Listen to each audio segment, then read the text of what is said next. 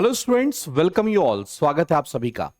आज इस वीडियो में हम लोग ये जानने जा रहे हैं कि जो आपका DCLE का एग्जामिनेशन होने जा रहा है, इसमें फिजिक्स में कौन कौन से टॉपिक पढ़ें जिससे क्वेश्चंस ज्यादा पूछे जाते हैं।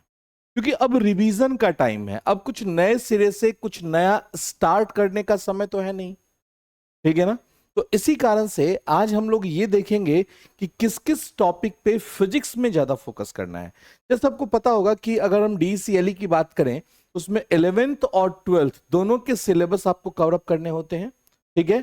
अब अगर हम बात करें 11th से क्वेश्चंस कम और 12th क्लास से क्वेश्चंस ज्यादा आते हैं। अब 12th क्लास में भी किस टॉपिक से क्वेश्चन ज्यादा आता है, हम इसकी बातें करते हैं।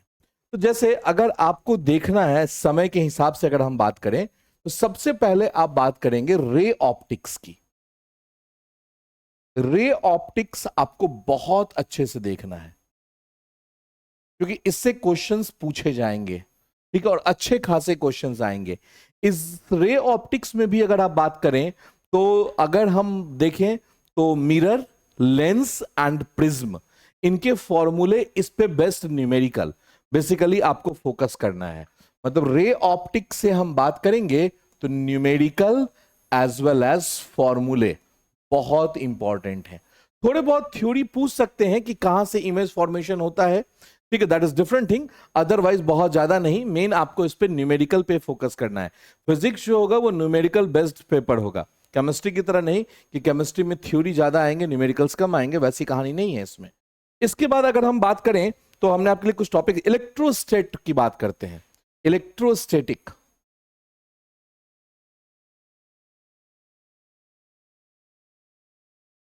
इसमें फॉर्मूला बेस्ड क्वेश्चन आता है। इसमें आपके फॉर्मूला बेस्ड क्वेश्चन पूछे जाते हैं। मतलब ऐसा नहीं कि बहुत रॉकेट साइंस वाला क्वेश्चन आएगा, बड़ा सिंपल सिंपल से क्वेश्चंस आएंगे। और ये चैप्टर अगर आपने 11th क्लास में ग्रेविटेशन पढ़ा होगा तो ऑलमोस्ट ऑल मिलता जुलता चैप्टर है, ठीक है। तो बड़े आराम से आप इसको कवर अप कर सकते हैं। तो ये आपको देखना है रिवीजन के पॉइंट ऑफ व्यू से अगर हम बात करें। इसके बाद अगर आप बात करेंगे तो करेंट इलेक्ट्रिसिटी, करेंट इलेक्ट्रिसिटी बहुत one of the most important.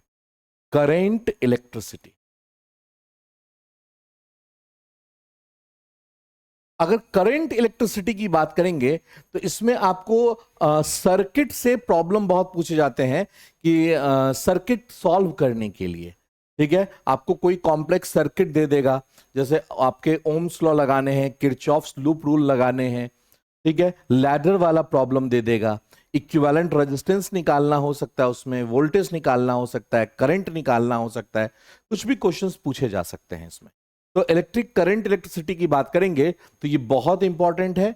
इसमें आपको थोड़े बहुत थ्योरी भी देखने को मिलेंगे, अदरवाइज बेसिक जो दिखेंगे आपको न्यूमेरिकल्स दिखेंगे करंट इलेक्ट्रिसिटी के लिए, ठीक है। तो इसको बहुत अच्छे से आप रिवाइज करके जाइएगा, ज्यादा बेटर है। और अगर हम अभी तक जो 3 टॉपिक लिखे हैं उसमें भी अगर हम बात करें तो ये जो 2 टॉपिक्स की बात कर रहे हैं, एक रे ऑप्टिक्स और एक करंट इलेक्ट्रिसिटी, इन दोनों को तो बहुत अच्छे से देख के जाइएगा, ठीक है, क्योंकि इसी से आपको मैक्सिमम क्वेश्चंस दिख जाएंगे। इसके बाद अगर हम बात करेंगे तो मैग्नेटिक अफेक्ट ऑफ करंट,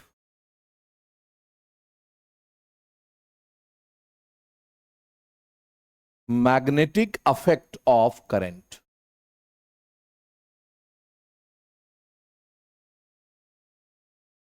ठीक है ना। इससे सामान्यतः जो क्वेश्चन आएंगे वो थ्योरेटिकल क्वेश्चंस आएंगे।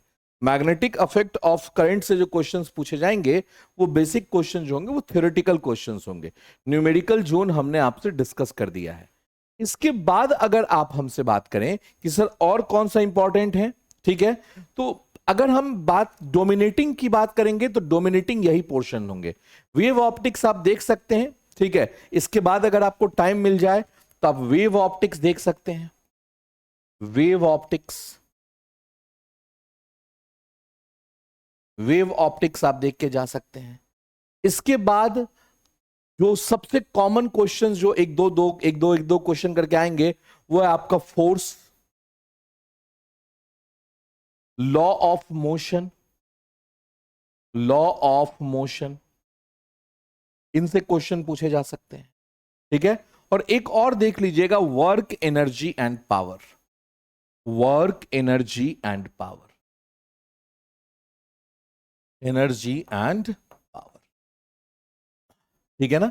अगर इलेक्ट्रोस्टेट देख लीजिएगा तो इसके साथ साथ आपका ग्रेविटेशन भी हो जाएगा, इसके साथ साथ आपका ग्रेविटेशन भी हो जाएगा, ठीक है। और ये भी आपको बस अब देखना है, पेज फ्लिप करना है, जितना पढ़ाया गया है उतना पेज फ्लिप कर लीजिए, जो क्वेश्चंस करवाए गए हैं वो क्वेश्चंस देख लीजिए, उससे बाहर से वैसे क्वेश्चंस नहीं आएंगे, ठीक है। क्योंकि फिजिक्स की बात करें तो फिजिक्स में बहुत सारे सिलेबस हैं, सिलेबस जो है वो काफी बड़ा सिलेबस है।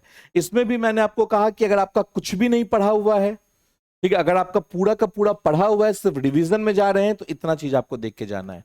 अगर आप बोल रहे हैं नहीं सर मेरा तो कुछ भी नहीं पढ़ा हुआ है, मुझे तो 2-3 चैप्टर ही मैं कर पाऊंगा क्योंकि 15 को एग्जाम है मेरा, तो आपको करना क्या है कि आप बेसिकली रे ऑप्टिक्स, ठीक है, करंट इलेक्ट्रिसिटी, और थोड़ा बहुत अगर हम बात करें तो मैग्नेटिक इफेक्ट ऑफ करंट देख लीजिए, that is more than sufficient. अब ऐसा नहीं कह सकते इसमें बहुत अच्छा स्कोर कर लेंगे आप, लेकिन अच्छा मैंने एक सम्मानजनक स्कोर पे आप रहेंगे, ठीक है। तो इतने टॉपिक्स को आप रिवाइज कीजिए अच्छे से, एग्जाम दीजिए। एग्जाम में आपको पेशेंस लूज नहीं करना है, इसे ध्यान रखिएगा।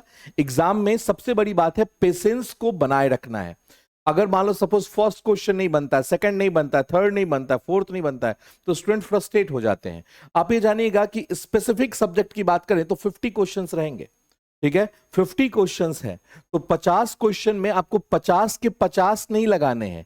ऐसा भी हो सकता है कि शुरू के अगर 5 क्वेश्चन नहीं लगे तो रिमेनिंग क्वेश्चंस आसान हो, तो 5 क्वेश्चन की गलती के कारण ऐसा नहीं कि रिमेनिंग 45 क्वेश्चन भी आपका खराब हो जाए। तो इस चीज पे थोड़ा सा फोकस कीजिएगा, इस टॉपिक को थोड़ा अच्छे से देखिएगा और एग्जाम दीजिए।